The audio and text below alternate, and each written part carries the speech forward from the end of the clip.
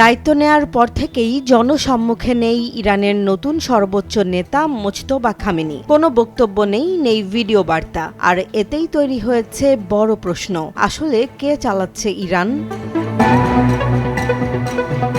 The new York টাইমসের এক প্রতিবেদনে বলা হয়েছে, সাবেক সর্বোচ্চ নেতা আয়াতুল্লাহ আলী খামেনি নিহত হওয়ার পর নেতৃত্ব নেন মুজতবা। তবে দায়িত্ব নেয়ার পর থেকেই তিনি আড়ালে রয়েছেন।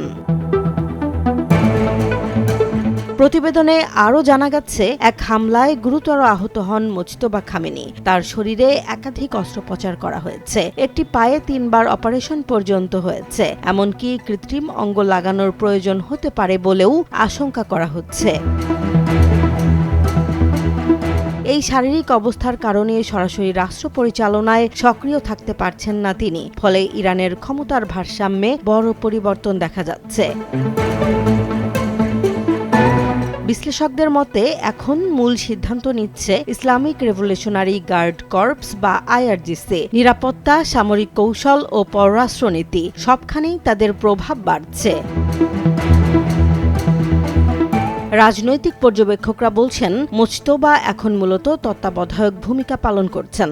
অনেকটা কর্পোরেট বোর্ডের মতো যৌথভাবে সিদ্ধান্ত নেওয়া হচ্ছে ইরানে।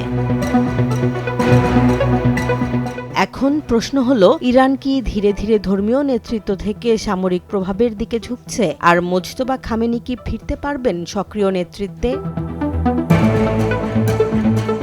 জেসমিন জাহান, নিউজ ডেস্ক, জনবাণী।